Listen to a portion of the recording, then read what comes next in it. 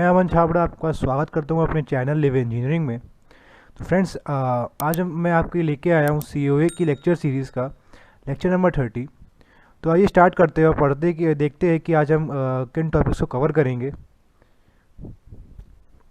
तो फ्रेंड्स, आज का हमारा पहला टॉपिक है सिंक्रोनस डी रैम। तो हम लोग मेमोरी यूनिट को कवर कर रहे हैं इस टाइम पे, और हम लोग डी रैम के टॉपिक को हम लोग स्टार्ट कर चुके हैं पिछले लेक्चर में ही। तो उसी के पार्ट को, यानी कि synchronous D RAM, S D RAM जिसे शॉर्ट फॉर्म में कहा जाता है, या फिर अगर आप फेमिलियर होंगे अपने मोबाइल में, जो आप एस डी कार्ड या फिर मेमोरी कार्ड जो आप यूज़ करते हैं, वो हमारा सिंक्रोनस डी रैम ही होता है। तो उसी को हम पढ़ेंगे अभी। तो आइए स्टार्ट करते हैं। सिंक्रोनस डी रैम यानी कि S D RAM is the commonly use name for various kind of dynamic RAM that are synchronize with clock. तो सिंक्रोनस डी रैम जो है एक कॉमनली यूज नेम होता है उन टाइप्स ऑफ डी रैम के लिए जो कि सिंक्रोनाइज विद क्लॉक होती है, यानी कि उनके हर एक ऑपरेशन का एक पर्टिकुलर क्लॉक के द्वारा सिंक्रोनाइजेशन होता है। तो the structure of this memory is name as asynchronous D RAM is same as asynchronous D RAM. तो जो दूसरा पार्ट जो था डी रैम का, यानी कि ए एस डी रैम, उसके सिमिलर इसका स्ट्रक्चर भी है एस डी रैम का। The concept of SDRAM were known from 70s, but it is first developed by Samsung in the year 1993। आपको इजीली समझ में आ रहा होगा कि SDRAM का कॉन्सेप्ट जो है 70s से ही जाना जाता था, लेकिन पहली बार डेवलप जो करा गया था वो सैमसंग ने करा था 1993 में। So by 2000 all kinds of DRAM were replaced by SDRAM। So 2000 तक हमारे मैक्सिमम जो DRAM थे वो सब हमारे SDRAM से रिप्लेस हो गए थे। तो फ्रेंड्स, ये हमारा एक डायग्रामेटिक व्यू है एस डी रैम चिप की इंटरनल ऑर्गेनाइजेशन का। इसमें हम देख पा रहे होंगे, यहाँ पे हमने रो और कॉलम एड्रेस को सप्लाई करा है। यहाँ पे रो एड्रेस लैच है और कॉलम एड्रेस लैच है। रो एड्रेस लैच में हम सप्लाई करेंगे अपर हाफ ऑफ एड्रेस, यानी कि रो एड्रेस स्ट्रोब की मदद से, और कॉलम एड्रेस लैच में हम सप्लाई करेंगे लोअर हाफ ऑफ एड्रेस, यानी कि आपका कॉलम एड्रेस स्ट्रोब की मदद से। उन पर वो दोनों एड्रेस जो होंगे हमारे रो डिकोडर और कॉलम डिकोडर की मदद से डिकोड करे जाएंगे। फिर हम सेल एरे में पर्टिकुलर रो को सिलेक्ट कर पाएंगे और पर्टिकुलर कॉलम को सिलेक्ट कर पाएंगे। उसमें हम रीड और राइट ऑपरेशन हमें परफॉर्म करने हैं, उन सारी ऑपरेशन को हम परफॉर्म करेंगे इजीली। और अगर हमें डेटा को इनपुट कराना है तो हम डेटा इनपुट रेट से डेटा इनपुट करा सकते हैं। आउटपुट कराना हो सिमिलरली हम डेटा आउटपुट रजिस्टर से आउटपुट करा सकते हैं। ये हमारी डेटा बस है जिनसे हम डेटा गिव या ले सकते हैं या फिर दे सकते हैं डेटा बस में।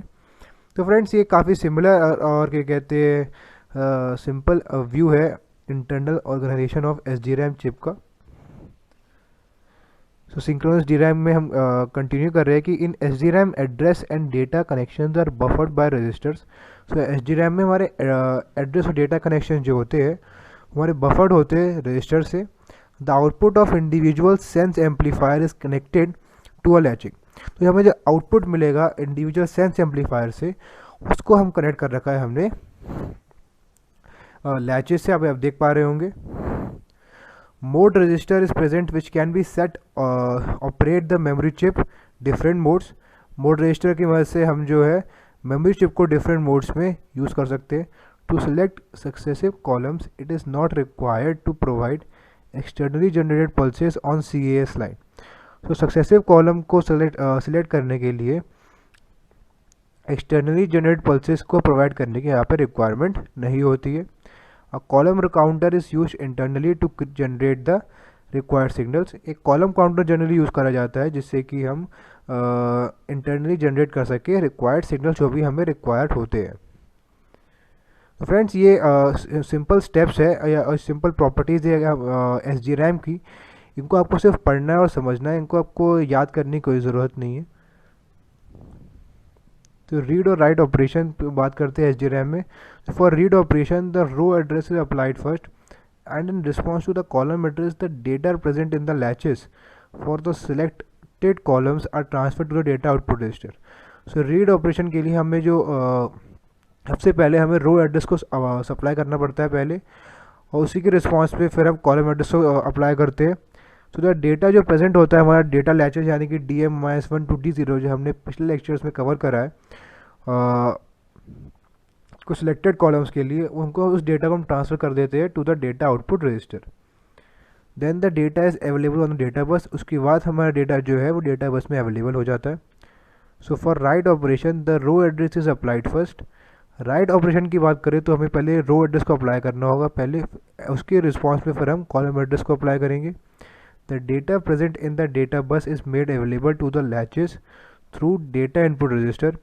So data which is present in the data bus is made available to the latches through data input register।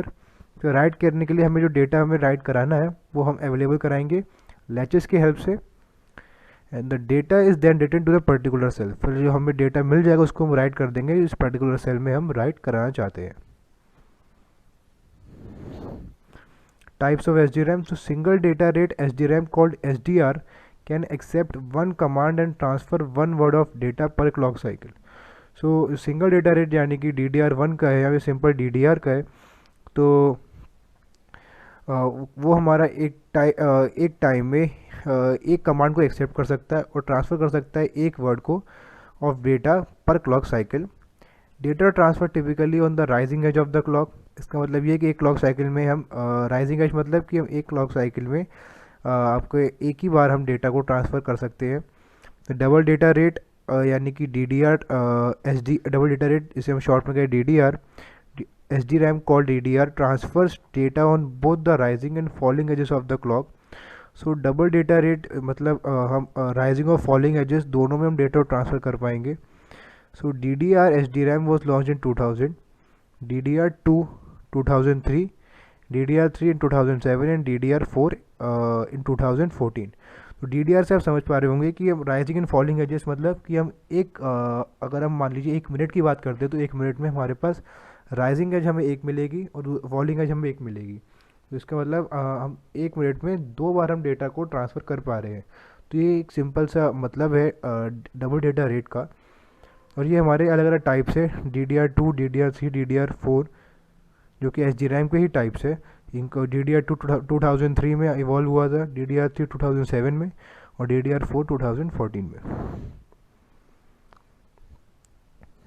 तो फ्रेंड्स इसी के साथ हम आ गए अपने लेक्चर नंबर 30 के एंड में। आगे आने वाले लेक्चर भी काफ़ी ब्रीफ लेक्चर्स होंगे इसी की तरह, जिससे कि आपको कोई भी टॉपिक समझने में ज़्यादा प्रॉब्लम फेस ना करनी पड़े, क्योंकि जब कंटेंट बहुत सारा हो जाता है तो कभी कभी प्रॉब्लम ज़्यादा फेस होने लगती है।